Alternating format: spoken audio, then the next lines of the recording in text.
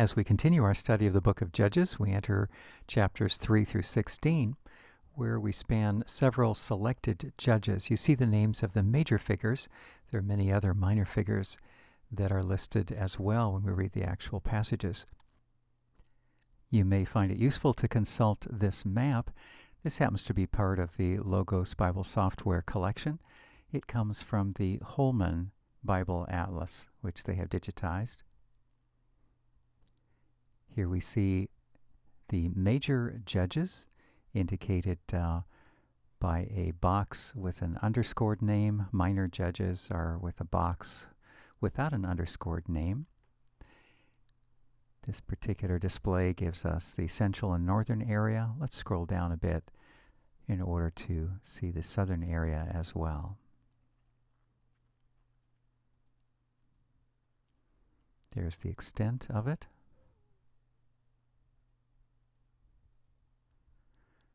We'll begin with Deborah, and you see that she is located at Bethel.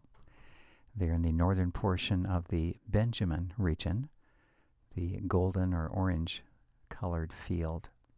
Her name displays under the word Ephraim, but it's actually pointing to Bethel, which was part of the Benjamin region. The first of these then will be Deborah, chapters 4 and 5. We want to take a moment to observe the regions, the actual territories where this account takes place, and then follow with an observation about the type of Hebrew that we find in chapter 5. First of all, notice the various regions. In a moment, we'll switch to some Bible map software, but here are the places we'll be looking for. We want to observe that Bethel and Ramah are the cities where Deborah holds court. And then comes a day when she summons a military leader, a particular figure, Barak. He is of the tribe of Naphtali, and he is from the city of Kadesh. She instructs him to assemble troops at Mount Tabor, and he is going to engage enemy forces who belong to King Jabin or Yavin, led by the king's general, Sisera. They will be coming from the north from a city called Hatzor or Hazor. The actual military conflict will happen at the Wadi Kishon, and it's designated by the waters of Megiddo. We'll notice where is the city of Megiddo up on the heights. And those are the primary regions where this account takes place. We'll be using a software known as 3D Holy Land, developed by Roar Productions. That's spelled R-O-H-R, Roar Productions. You can look that up and purchase it, no doubt, online. It's a lovely software. It utilizes Landsat imagery of Palestine and connects it with locations in biblical era as well as modern era, enabling us to navigate and get a sense of the topography. Just to orient then, the large picture on the right gives us the satellite imagery. The northern portion of the Dead Sea is in the lower right.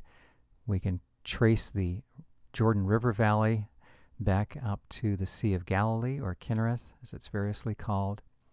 On the far left, then, we see a bit of the Mediterranean Sea, and this portion that juts out is the Jezreel Valley, moving down this direction to Beth Shean, right about here.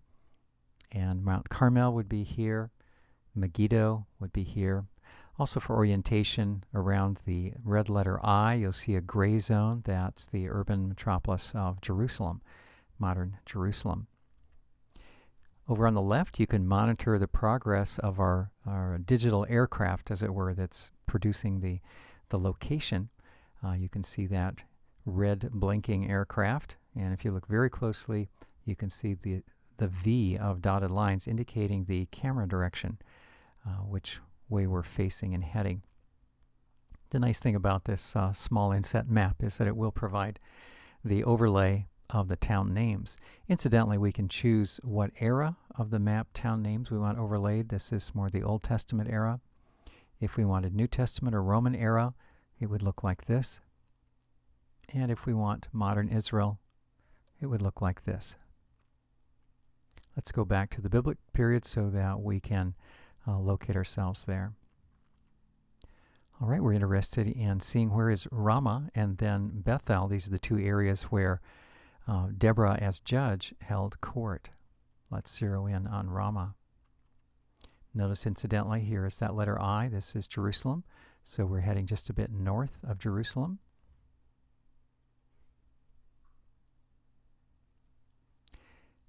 The red squares indicate an Old Testament site.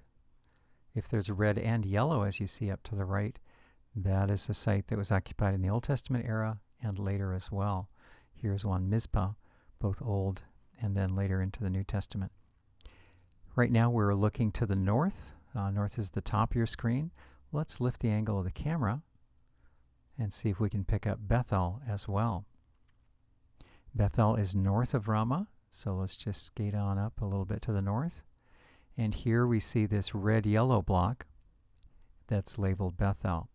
So as Deborah would hold court, sometimes it would be in Ramah, sometimes it would be in Bethel, all of these in the Judean hill country. You can see that territory. When we say hill country, we're distinguishing it from the Rift Valley of the Jordan on this side. We're distinguishing it from the Shephelah, that'd be the foothills, and we're distinguishing it from the coastline over to the left. Now we're told that Deborah summoned Barak from Kedesh of the tribe of Naphtali and asked him to assemble troops at Mount Tabor. Let's travel up and see where Barak would have called home. We'll find it on the southwest coast of the Sea of Galilee, or Sea of Kinnereth.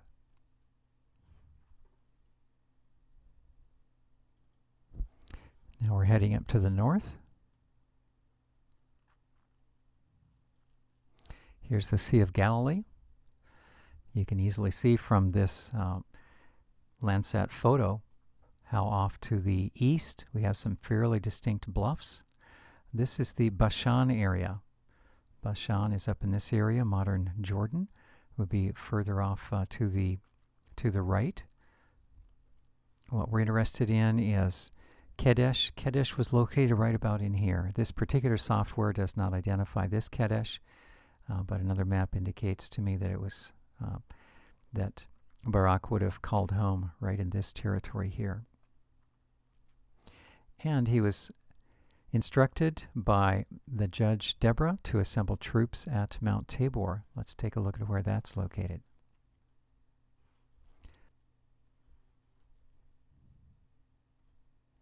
And here we have Mount Tabor.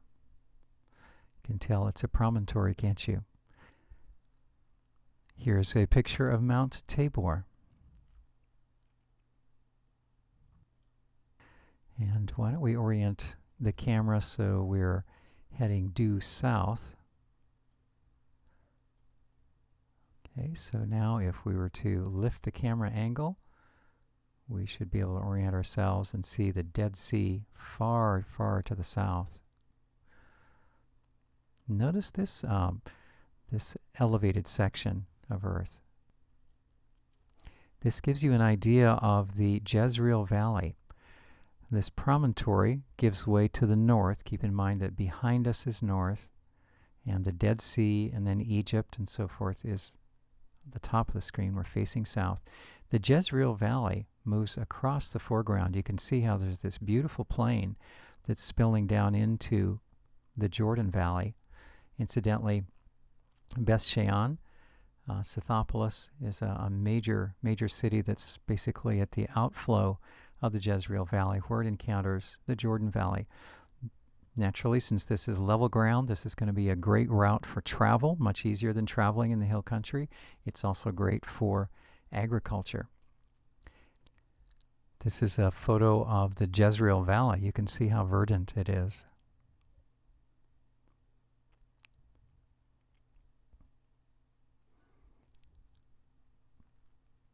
So once again, here is Mount Tabor. Gain some elevation, get a sense of its location. Once again, south is to the top of the screen. Barak the general was from this region of the Sea of Galilee, and he was asked to go not too far away, summoning troops and then we'll head over to the showdown place where where Deborah indicated that the battle should take place. Before we do that, we want to find out where is Hatzor. This is where King Yavin or Jabin and his general Sisera would consider home. This location is going to be north of the Sea of Galilee, so I expect our automated flight will rotate us around 180 degrees and then locate a site just a little north of the Sea of Galilee. There we are, rotating to the north and zooming in on Hatzor. Here is Hatzor. Let's center our camera so we're facing due north and then gain elevation so that you can be oriented. Hatzor is where these green crosshairs are, and you can see that we're north of the Sea of Galilee.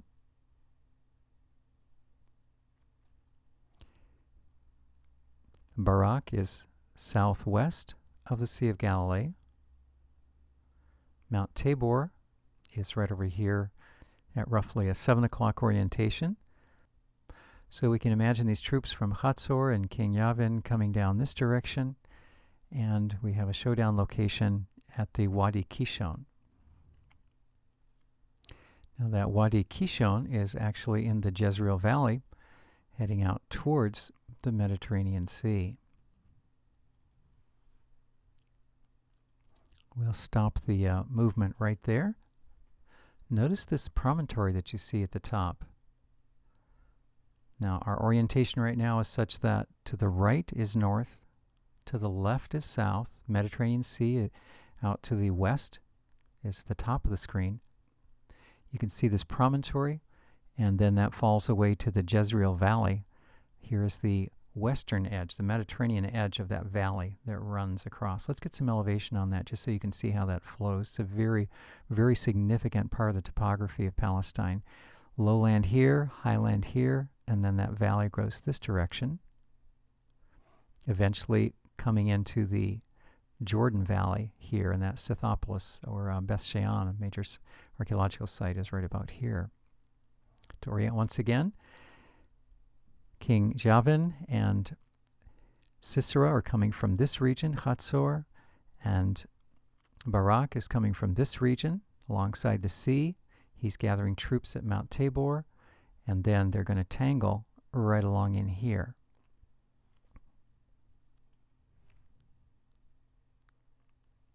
And we're zeroing in now on the river Kishon. Looks like we have focused in on a blue dot. By the way, do you notice that wavy black line? That's different than these straight gray lines, isn't it? Looks like this is identifying an actual waterway. So a wadi is a river. One portion of the Kishon River looks like this. You can see some depression here in the hill. Typically, ancient settlements would have been on a raised area, a tell. Looks like they did some excavating here.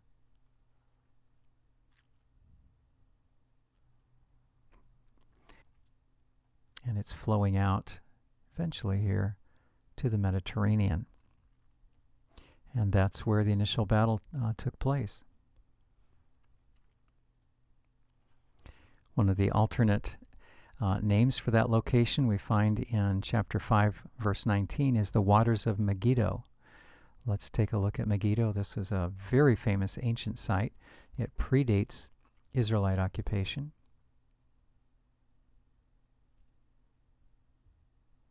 And there we have the ancient site of Megiddo. It's up on a bluff. We'll back out just a bit. And why don't we orient to the north so we can have a sense of our bearings. There we go. Here's the valley. You see the heights, and this is ancient Megiddo. We've switched now to take a look at some photos that are part of the file. Here's an aerial shot of the hill, the Acropolis of Megiddo. You can see the elevation there. These are the excavations that have taken place. You see a couple of depressions. If I'm orienting this correctly, this depression right here is a silo. And then this depression over here to the left makes its way down through a tunnel to a concealed water source. Pretty important if you're besieged. Here's another photo from the Rohr productions. What's of particular interest to us here is, and this is Megiddo still, is this circular stack of stones that was uncovered. This is understood to be a conical altar. As I recall, they think it probably ascended about 8 feet tall when it was completely intact. There are some steps that lead up to it. I expect that may be over here. They discovered animal bones in the excavation, and this, as I recall, predates actual Israelite occupation.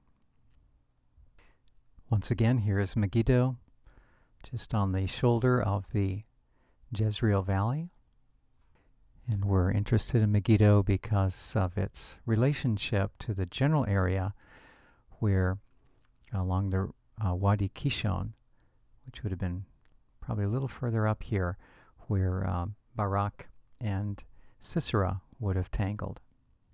We'll wrap up our comments on Deborah by observing that the Hebrew of the story of this event, the victory over King Yavin and Sisera, was recorded in poetry in Judges 5, and scholars studying the Hebrew expression of this particular poem realize that it is written in a style of language that's earlier, archaic, in comparison to how the surrounding material of the book of Judges is expressed. So we feel this has been retained from a very early memory. This is one of the oldest parts in terms of connection with actual language of composition. It's one of the oldest parts of the entire Hebrew Bible. We'll break the video at this point and pick up with the next portion of the selected judges in the next.